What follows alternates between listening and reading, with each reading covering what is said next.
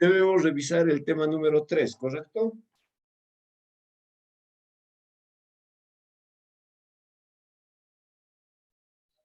Sí, licenciado. Muy bien, Cristian, buenas tardes. Colabórenos, Cristian, entonces con la lectura del concepto. Bien, licenciado. Concepto. Estado de evolución del patrimonio. Concepto. Es un estado financiero básico que en forma estructurada de acuerdo con normas de contabilidad proporciona información financiera razonable con propósitos generales en términos de unidades monetarias, referida a la situación del patrimonio de una empresa en marcha por un determinado tiempo de trabajo. Razonabilidad. Es un término técnico utilizado en la profesión aplicado para condicionar y calificar la validación o invalidación de la información financiera presentada en estados financieros de una empresa. La razonabilidad debe ser interpretada y aplicada de forma cualitativa y cuantitativa. Cualitativa. Se cumple esta interpretación y aplicación cuando la información financiera se logra utilizando de manera irrestricta normas de contabilidad vigentes, aplicables y requeridas por una empresa, debiendo revelarse de forma explícita y sin reservas dicho cumplimiento en notas a los estados financieros. Esta interpretación de razonabilidad exige proporcionar imagen fiel inherente a los efectos de las transacciones como de otros eventos y condiciones de acuerdo con definiciones y criterios de reconocimiento de activos, pasivos, ingresos y gastos. Además, requiere que una empresa seleccione y aplique políticas contables, presente información financiera que incluya políticas contables, de manera que sea relevante, fiable, comparable y comprensible. Suministre información adicional cuando requisitos exigidos por normas de contabilidad resulten insuficientes para permitir a los usuarios comprender el impacto de determinadas transacciones como de otros eventos o condiciones sobre la situación y el desempeño financiero de una empresa. Cuantitativa.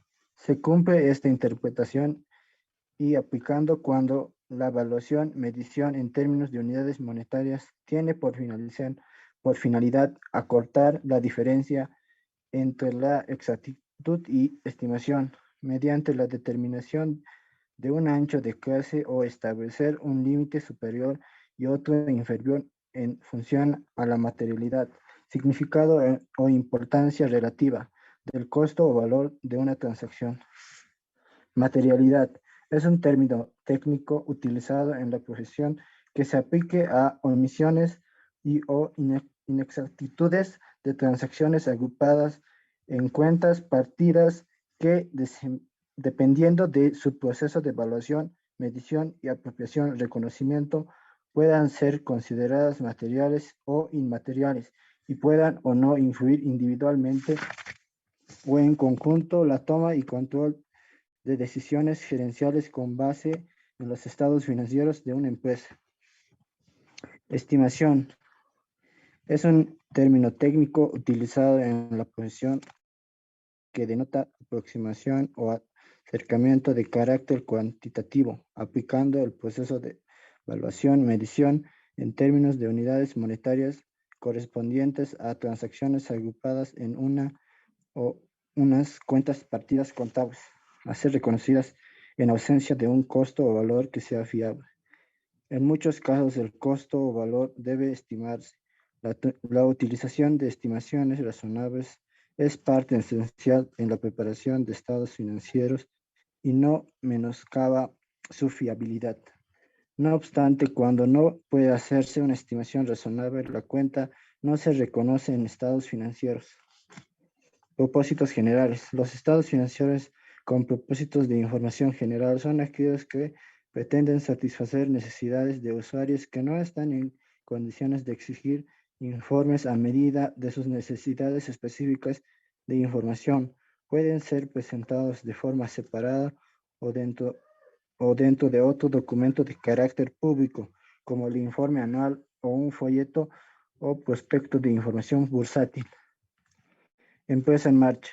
Los estados financieros se preparan normalmente bajo el supuesto que la empresa está en funcionamiento y continuarán sus actividades dentro del futuro previsible. Por tanto, se supone que la empresa no tiene la intención ni la necesidad de liquidar o recortar de forma importante el volumen de sus necesidades. Si tal intención o necesidad existiera, los estados financieros pueden tener que prepararse sobre una base diferente, en cuyo caso debería revelársela. Muy bien. Tenemos para estudio un estado financiero, y ese estado financiero hace referencia al patrimonio. Entonces, cuando hablamos de estados financieros, nos referimos al conjunto: balance general, estado de resultados, estado de evolución del patrimonio, estado de flujos de efectivo y, por supuesto, sus notas a los estados financieros. En este caso, como les decía inicialmente, vamos a tratar el estado de evolución del patrimonio, solamente el estado de evolución del patrimonio. Debido a que hemos agotado en el tema anterior todo el marco de teoría, inherente al patrimonio. Entonces, como consecuencia de aquello, es necesario revisar lineamientos prácticos del patrimonio, ¿ah?, de manera general.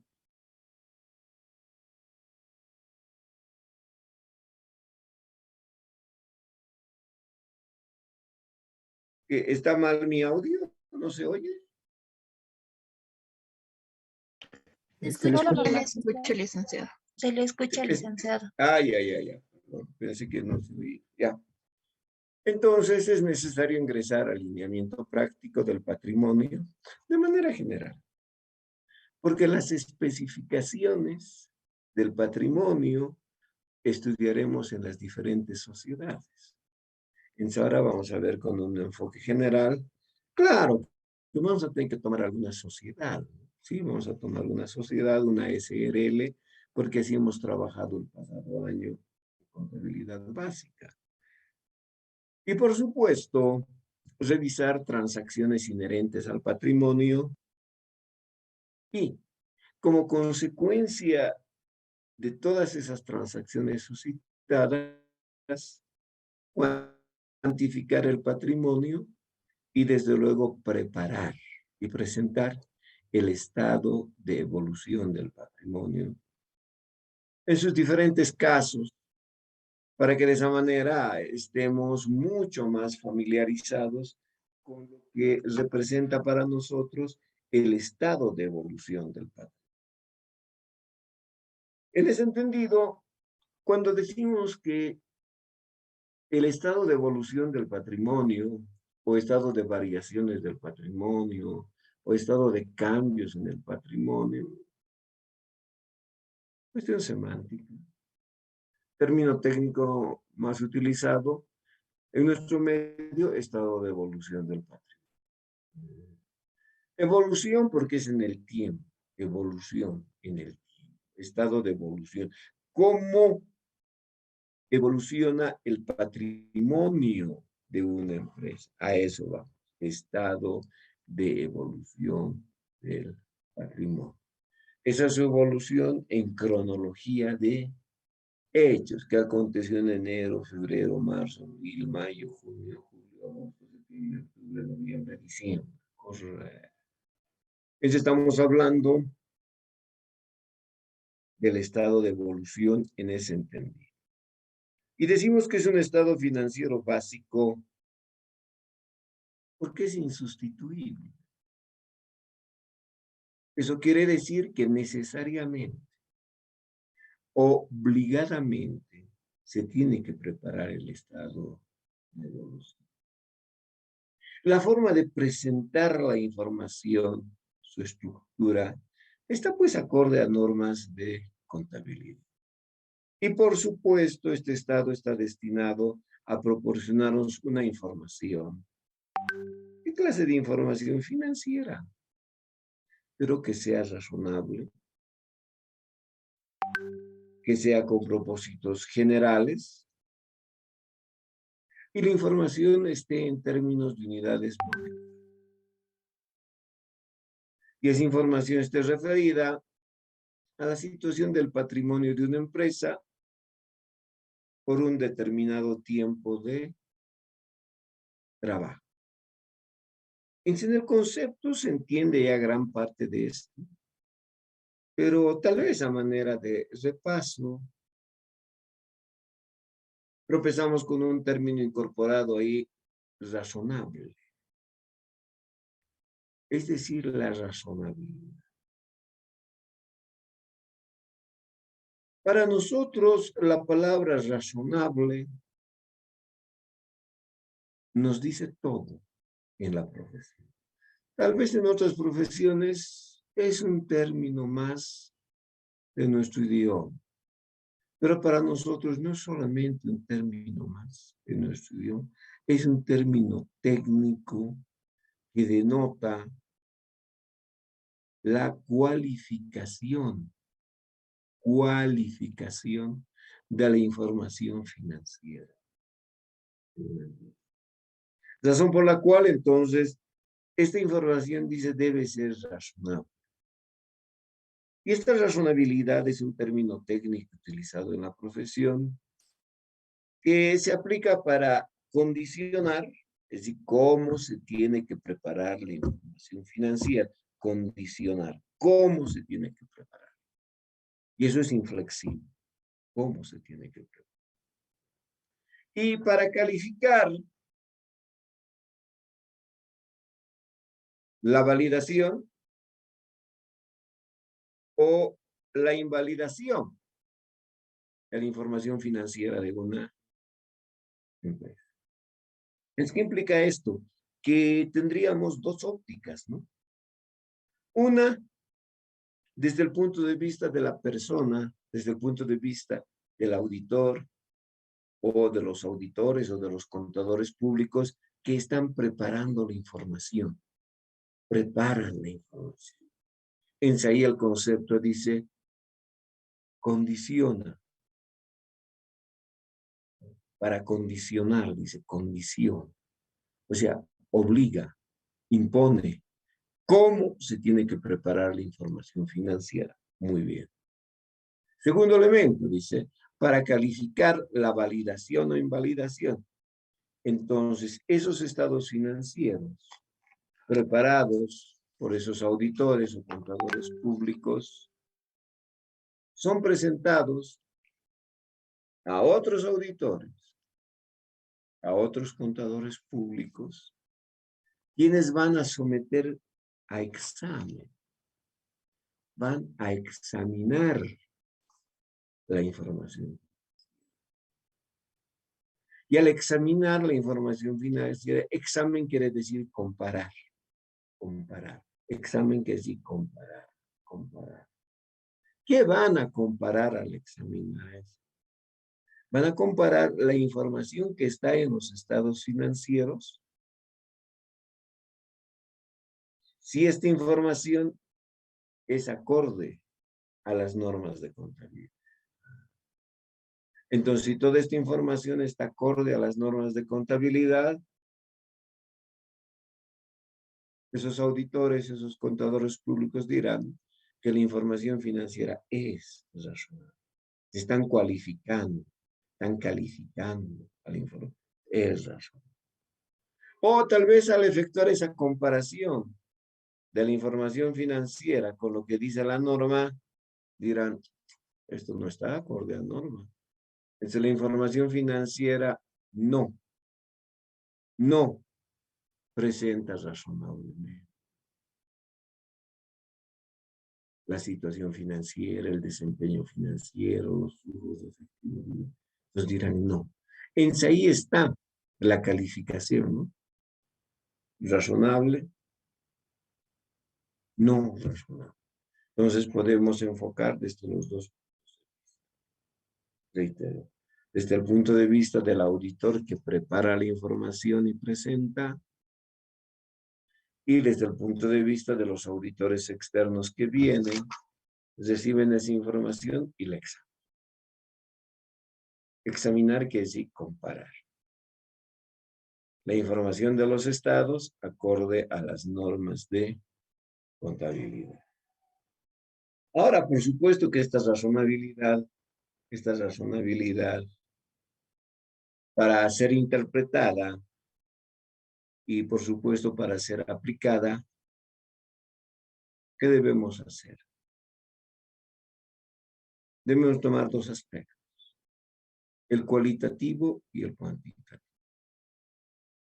En la información financiera, desde el punto de vista cualitativo, implica la aplicación de normas de contabilidad para la generación de información financiera.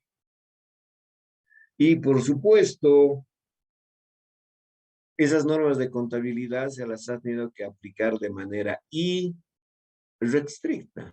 No hay esa posibilidad que digan, bueno, en esta norma hemos aplicado el 99%, falta simplemente esta parte, dejaré. No. Es toda la norma. No hay la posibilidad de decir, hemos aplicado 2/3 de esta. No, falta 1/3, ¿qué es? No. Por eso hablamos de que debe ser de manera irrestricta la aplicación de estas normas de contabilidad vigentes en un determinado medio. En nuestro caso, vigentes en el Estado plurinacional de Bolivia. Sí, eso quiere decir la parte 40. Que la información financiera esté acorde a lo que establece la norma de contabilidad. En cambio, cuando hablamos de la parte cuantitativa, estamos hablando de la equivalencia en términos de moneda y expresar esta equivalencia a través de ciertas cantidades. Y, por supuesto, la parte cuantitativa no puede trabajar sola. No. La parte cuantitativa necesariamente debe trabajar de mano con otro término técnico que tenemos en la profesión, la materialidad. Materialidad o importancia relativa de las. La materialidad es la que le va a dar la pauta al auditor para establecer desde el punto de vista cuantitativo, sea o no sea razonable el valor o los valores en términos de unidades monetarias que se presentan en los estados financieros. Entonces, esta parte cuantitativa implica establecer un ancho de clase, es decir, establecer un límite superior y establecer un límite inferior. ¿Cuánto superior puede ser? ¿Cuánto inferior puede ser? No está en función a que alegremente se establezca. Lo que debemos buscar es que este límite superior y el inferior tienda cada vez más a cerrarse. ¿Para qué? Para que el sesgo de error de la información financiera sea menor. En la medida que esta materialidad sea mayor, imagínense, le daremos un valor relativo. Imagínense que sea 8, 10, 12, 15% de materialidad. ¿Qué implica? Imagínense 10%. Que el sesgo de error incorporado en los estados financieros es de un 10%. Y el nivel de precisión de la información financiera alcanza a un 90%. ¿Qué es lo que nosotros buscamos? Que ese nivel de materialidad sea menor. 9, 8, 5, 4, 2, 1, 0. O ideal. Ideal. Imagínense nivel de materialidad 0. Nivel de precisión de la empresa 100%. Ideal. Pero les digo ideal, ¿no? Porque en la actualidad no hay eso. Buscamos aquello cierto. Tal vez. Al correr los años, se pueda llegar a esa situación. Pero de momento no. Entonces, ¿qué implica aquello? Que la materialidad, que es otro término técnico utilizado en la profesión, se aplica a las omisiones. No se ha contabilizado aquello, omisión. No hemos aplicado esa norma, omisiones. O inexactitudes, errores, que debiendo contabilizar, por decirles, 15.400, contabilizaron 11.200, por decir. Esas son inexactas. Errores de carácter cuantitativo que afectan, por supuesto, a la información financiera. Y lo que buscamos es que este nivel de materialidad sea cada vez menor. Y al ser menor, se acerque lo más posible a la exactitud. ¿Por qué? Gran parte de la información financiera emerge de estimación. Ojo, de estimaciones. Entonces, en ausencia de un valor real, debidamente sustentado, ¿qué es lo que se hace en contabilidad? Se efectúan estimaciones. Se efectúan estimaciones. Entonces, gran parte de la información financiera está en función de estimación. Y el uso de estimaciones razonables no menoscaba la fiabilidad respecto de la información financiera. Entonces, cuando hablamos de razonabilidad, tenemos que incorporarle materialidad. Y al hablar de materialidad, no nos queda otra que incorporar estimación. Entonces, gran parte de la información financiera es estimativa. Por ejemplo, dicen, estamos fin de año, tenemos que contabilizar servicio de luz. Es una empresa industrial, produce ropa para damas, ropa para caballeros. Dice, tenemos que pagar la luz. No, no tenemos documentación, no ha llegado a la fecha, pero debemos contabilizar ahora. Entonces, hay que estimar. ¿Cuánto hemos pagado en noviembre, en octubre, en septiembre, en agosto, en julio, en junio, en los últimos 6 meses? Cada mes, ¿cuánto? Un promedio. Allá. En promedio hemos pagado más o menos 48.000 bolivianos. Como ahora estamos trabajando un poco más, tal vez pueda ser unos 50.000. Entonces registraremos la obligación por 50.000. ¿Qué se ha hecho ahí?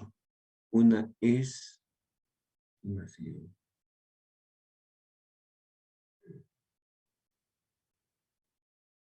Que la depreciación de la movilidad es 20.000. Y yo les diré, eso es una estimación. Alguien dirá, no, Gonzalo, no es así. La movilidad hemos comprado en 100.000 en la empresa. Aquí está la factura de la empresa. 100.000. Y le hemos aplicado el 20%. Y el 20% es 20.000. Ahí está contabilizado los 20.000 de la depreciación, de la movilidad. ¿Dónde estimación? Esos 20.000 son producto de una estimación. Insisten y dicen, no, esto es exacto. No, señores. La estimación viene con los años de vida útil estimados del bien. 5 años, 20%. Y ustedes transitan por las calles y van a encontrar movilidades no que tienen 5 años, que tienen 10, 15, 20, 30, 40, 50 años de vida y siguen prestando servicio. Y nosotros en la profesión dijimos los años de vida útil estimados de las movilidades, 5 años. Eso es una estimación. Y como producto de esa estimación, se calcula la depreciación. Y la depreciación entonces ya es una estimación. O la previsión para cuentas incobrables, que vamos a establecer el promedio de los créditos declarados incobrables en los últimos 3 años sobre la totalidad de créditos otorgados por la empresa en los últimos 3 años. Están estimando. Y están estimando solo en función a 3 años. ¿Qué tal si estiman tomando 4? O 5. O 10 años anteriores. En la medida que el universo sea mayor, el nivel de exactitud será mayor. Y el sesgo de error será mucho menor. Ahí es una estimación. Es una estimación. Es así por el estilo. En la profesión aplicamos bastantes estimaciones. Y que por supuesto buscamos que sean razonables. Y que estén, por supuesto, en función a un nivel de materialidad para que estas estimaciones sean. Otro ejemplo.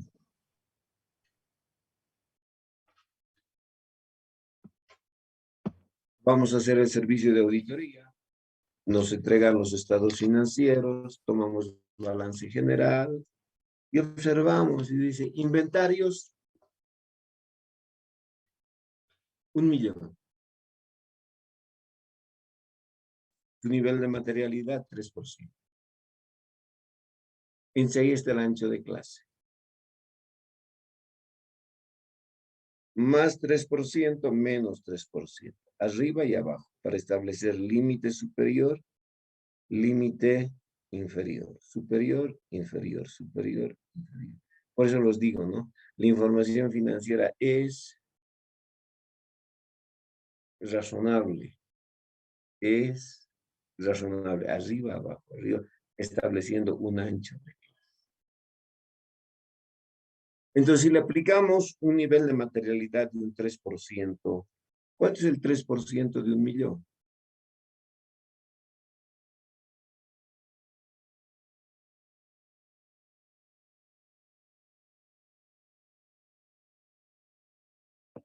$30,000.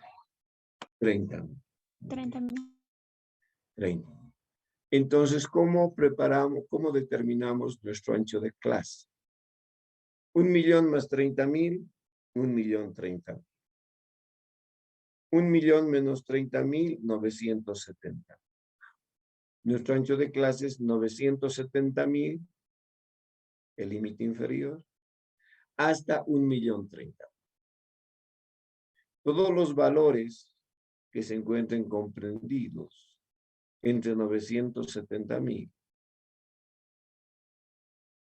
y 1.030.000 son razonables. No son exactos, claro, porque nuestra profesión no es exacta. Son razonables. Entonces, si nosotros realizamos pruebas y vemos y decimos, este inventario alcanza a 1.015.000. ¿Cuánto ha presentado? 1 millón. Su nivel de materialidad, 3%. Es razonable. Está en el ancho de clase, entre 970.000 y 1.030.000. O efectuamos pruebas y sale que el inventario alcanza a 980.000. ¿Alguien va a decir, está subvaluado? No, porque el ancho de clase en su límite inferior dice 970.000. Y las pruebas dieron 980.000. Es razonable su valor. ¿Sí? Por eso les digo, todos los valores entre 970.000, 970.001, 970.003, 970.004, hasta 1.030.000 son aceptados. Son razonables. Pero si nosotros hacemos las pruebas, imagínense, ¿no? Y debiendo ser el inventario 1 millón, nos presentan como 1.200.000. El límite superior, 1.030.000. ¿El inventario cuánto? 1.200.000. No, señora. Esto no es razonable. Eso es una sobrevaluación. Está sobrevaluado el inventario. O, teniendo un inventario de 1 millón, con un límite inferior de 970.000, nos digan, el inventario es 850. Eso está por debajo. Entonces, técnicamente decimos, eso es una subvaluación. De ahí es como nosotros llegamos a determinar las sobre o subvaluaciones de las partidas contables que se presentan en estados. Entonces, por un lado tienen el cumplimiento de la norma, razonable, cualitativo. Su valor, razonable, cuantitativo. ¿Por qué? Porque no hay sobre ni subvaluación. Preguntas.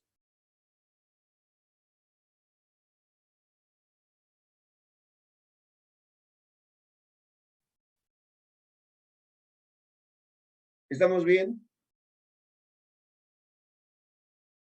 Sí, licenciado. Ya. Hemos comentado esto en el primer año, no con este detenimiento, pero hemos hablado. Los propósitos generales ya sabemos. Es una expresión técnica que utilizamos en la profesión. Y que la preparación de la información financiera está destinada para satisfacer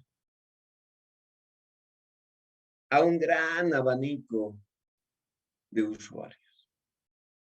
Entonces, no hay la posibilidad de que un usuario venga y diga, señor, en el balance que está preparando, por favor, no le va a incorporar las obligaciones tributarias, nada que ver, yo no quiero nada de eso. Me prepara usted sin obligaciones tributarias. Aquí veo intangible, ¿qué será eso? No me prepare nada del activo intangible, el balance quiero de esta manera. Imposible. No se preparan los estados financieros a requerimientos de un usuario. No, bajo ningún.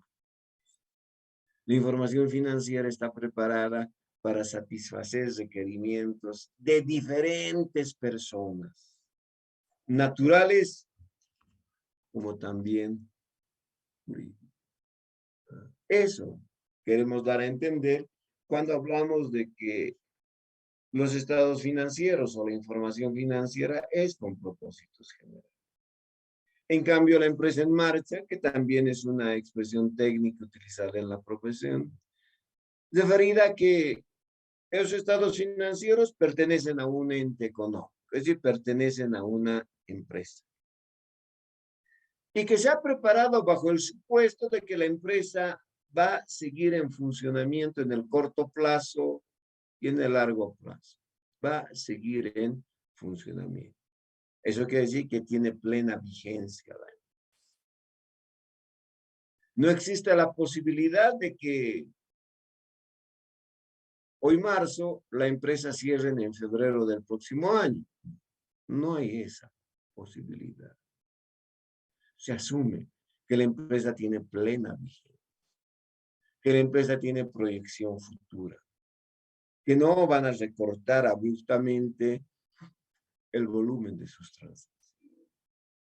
Porque si piensan cerrar la empresa el próximo año, en abril del próximo año, y que a partir de agosto van a disminuir el volumen de sus transacciones, van a cerrar oficinas que tienen en Santa Cruz y Cochabamba, esa ya no puede ser considerada como una empresa en marcha porque no ofrece proyección. Y peor aún, si la empresa está acumulando pérdidas, peor aún, no puede ser considerada bajo el supuesto de una empresa en marcha. Y por supuesto, trabajamos siempre sobre la base del devengado. Una es la base del efectivo, embolsos y desembolsos físicos de efectivo en la empresa. Pero hay transacciones, sí, también trabajamos sobre la base del devengado. Entonces, ¿qué implica esto? Que no solamente se contabilizan los efectos de las transacciones cuando ocurren y cuando normalmente se recibe o se cancela efectivo, sino se reconocen cuando se las conoce y han ocurrido. Así la empresa no haya recibido el efectivo o no haya entregado el efectivo. Les contabilizamos sobre la base de vengado. Entonces, la información financiera, si vale el término, es sobre base mixta, efectivo y devengado. Entonces, las transacciones se las reconocen cuando ocurren. No solamente cuando se ha pagado o se ha cobrado efectivo, se ha pagado o se ha cobrado. No, no, no, no solamente, sino cuando ocurre. Se haya o no se haya cobrado, se haya o no se haya pagado, ha ocurrido antes. Es la contabilizamos sobre base de vengado. Muy bien.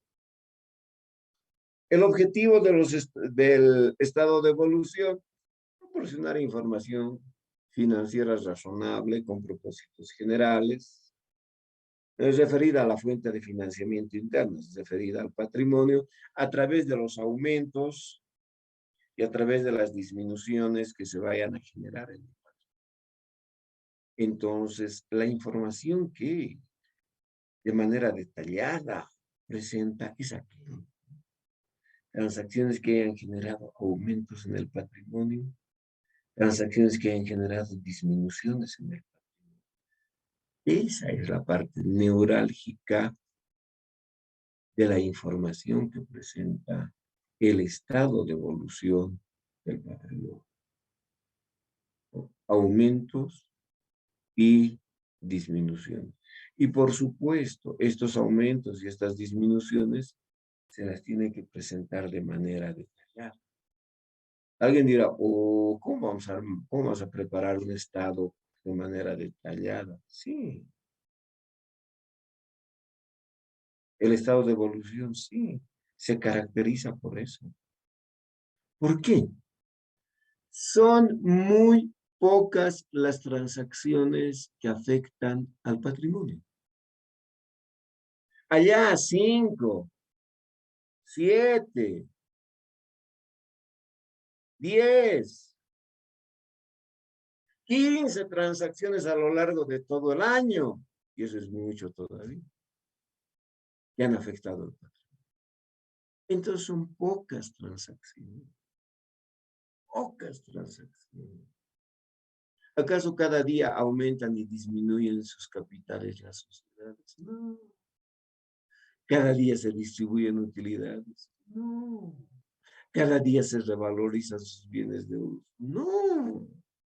¿Cada día se contabilizan reservas? No. Son transacciones que se las realiza cada año.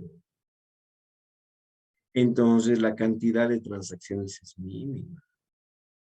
Entonces, como es mínima, las presentamos una por una, de manera detallada, por su cantidad. Y por supuesto la importancia que revisten estas transacciones. Es un estado dinámico porque los cambios que se puedan presentar son antagónicos. Imagínense, el año anterior utilidad, 1.200.000. Ahora pérdida, 2.100.000. Oh. Son situaciones totalmente contrapuestas que afectan al patrimonio. El estado de evolución del patrimonio está preparado sobre base mixta. Hay transacciones base efectivo y transacciones base. No es un estado acumulativo. Alguien dirá, un momento, a ver, los ubicaré. ¿Balance general es acumulativo? Sí. ¿El activo es acumulativo? Sí. ¿El pasivo es acumulativo? Sí. ¿El patrimonio es acumulativo? Sí. Ah, ¿y cómo es que el estado de evolución del patrimonio no va a ser acumulativo? Por lo siguiente. La información que se tiene en el patrimonio de balance es desde que ha iniciado actividades. Alguien dirá, son 10 años que está trabajando la empresa. Ah, pues la información está en función a los 10 años, de manera acumulativa. El patrimonio de balance. Pero el patrimonio, en el estado de evolución del patrimonio, no es acumulativo. ¿Por qué? Porque se parte del patrimonio del año anterior. Imagínense, la empresa ha trabajado 10 años. No estamos tomando el patrimonio desde el año 1, ni el 2, ni el 3, ni el 4, 5, 6. Estamos tomando el año 9 para obtener el patrimonio del año 10. Solamente estamos presentando en el estado de evolución las transacciones que se suscitaron durante el año 10. En enero, febrero, marzo, abril, mayo, junio, julio, agosto, septiembre, octubre, noviembre, diciembre. Imagínense en este momento, preparamos estados financieros al 31 de diciembre de 2021. Muy bien. El estado de evolución nos va a presentar información solo del año 2020. Del 2020, no estamos tomando 2020. 2019, tampoco. 2018, tampoco. Solo se toma la información del año, nada más del año. Se parte con el patrimonio del año anterior para arribar al patrimonio del año actual. Entonces no es acumulativo, bajo ningún punto de vista. Por la clase de información presenta el estado de balance. Razón por la cual cuando estamos presentando el estado y tenemos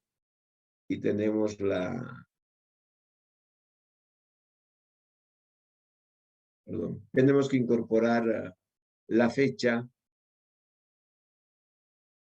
El único estado acumulativo es balance.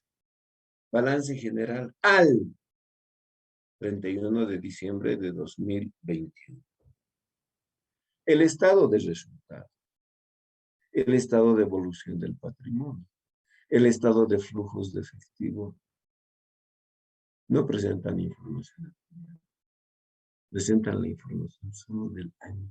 Solo del año. Entonces, o teoría de los opuestos. Un solo estado acumulativo, varios estados no acumulativos. Pues por eso es cuando preparamos el estado de evolución, igual que en el estado de resultados, ¿no? Si la empresa ha trabajado todo el año 2021, diremos ejercicio terminado el 31 de diciembre de 2021. Ahora imagínense que la empresa haya trabajado a partir de agosto, septiembre, octubre, noviembre, diciembre, 5 meses.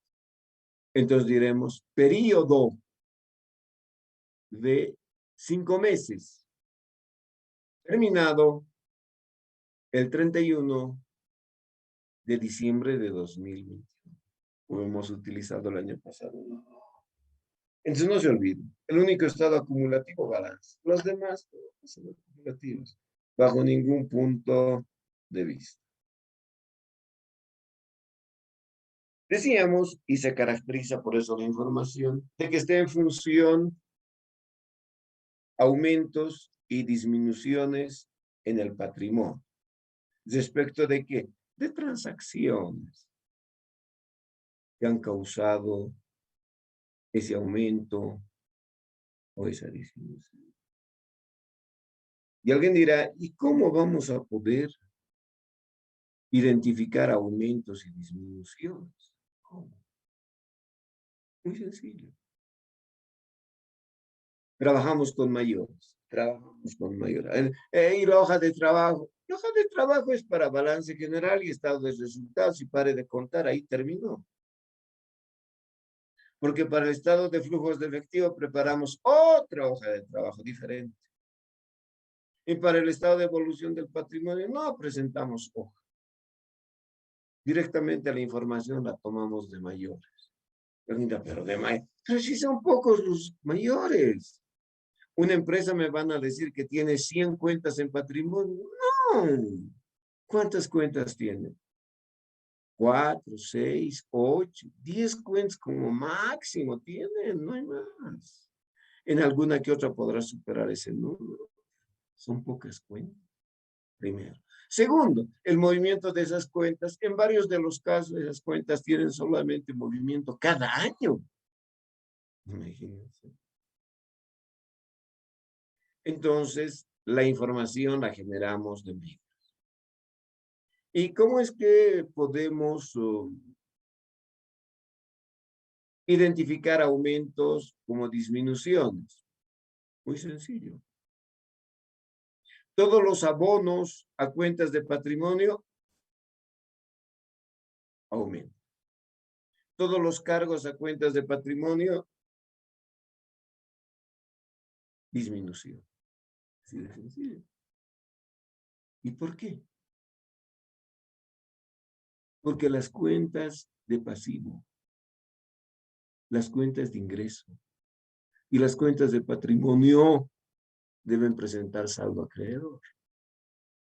Entonces, si presentan saldo acreedor, los abonos aumentan. Los cargos disminuyen. Entonces, de esa manera podemos identificar los aumentos y las disminuciones en el estado de evolución del patrimonio.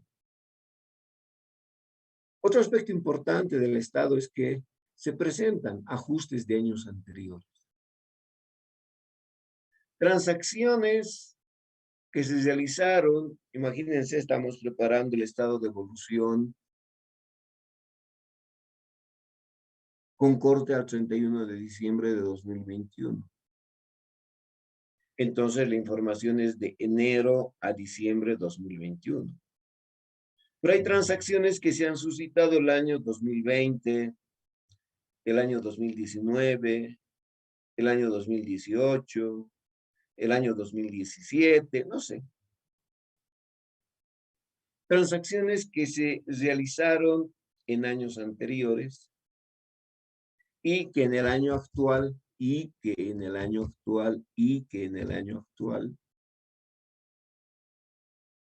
cobran vigencia.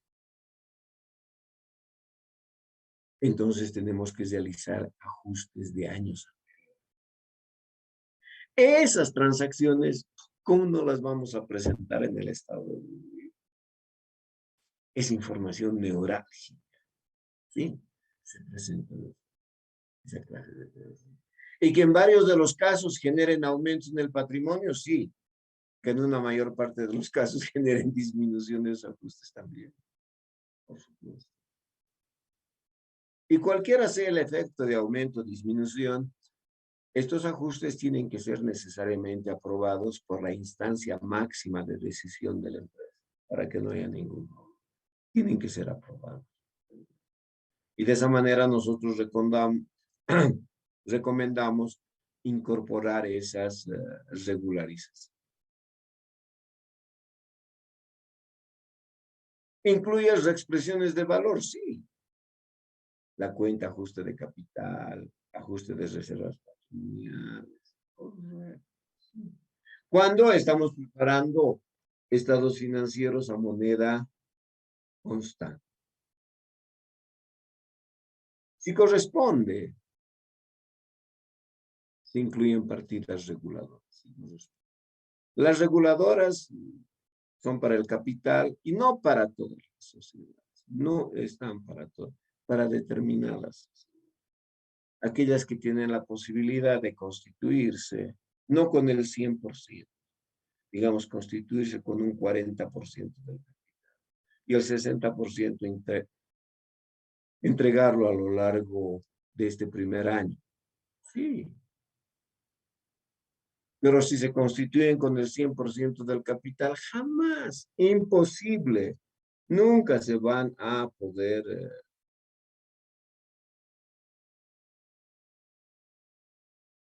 incorporar cuentas regulares. Presenta información relativa a nuevos aportes de capital o también disminuciones si se han generado aquí. También presenta información relacionada con la distribución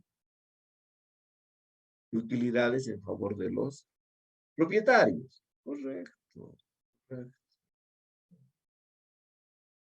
Razón por la cual necesariamente debemos partir con el patrimonio del balance anterior y arribar al patrimonio del balance. Necesitamos dos balances. El balance anterior y el balance actual. ¿A qué quiere decir eso? Que para preparar el estado de evolución del patrimonio tiene que estar cerrado el balance. No se debe incorporar más, cerrado. En otras palabras, cerrado el sistema de registro de la empresa, cerrado. Es decir, preparamos el estado de evolución, preparamos el estado de flujos de efectivo, sí. Pero si van a incorporar ajustes, eso nos va a hacer variar el estado de evolución, nos va a hacer variar el estado de flujo, ¿no? Cuando están concluidos. Pues. Muy bien. Esas son las principales características del estado de evolución. ¿Preguntas?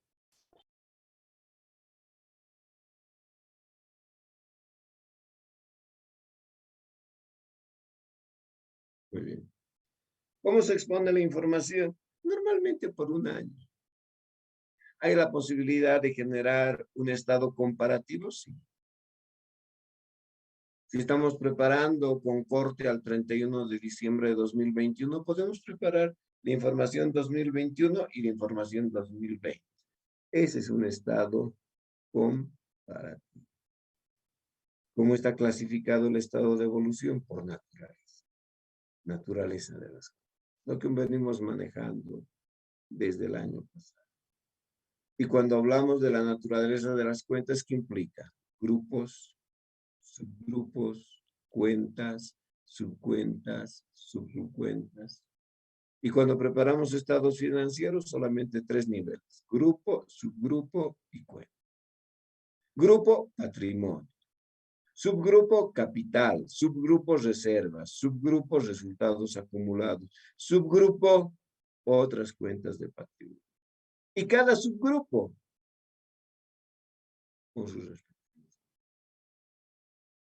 Ustedes pueden apreciar que en el libro dejamos ahí. Y alguien dirá, ¿y la clasificación de las cuentas? ¿Dónde está pues el capital? Señores, señoritas, hemos estudiado en el anterior tema. No vamos a volver a copiar todo eso, ¿no es verdad? Hemos estudiado todo el marco del tema. Entonces ahora simplemente debemos limitarnos a trabajar con su demostración práctica. ¿Preguntas?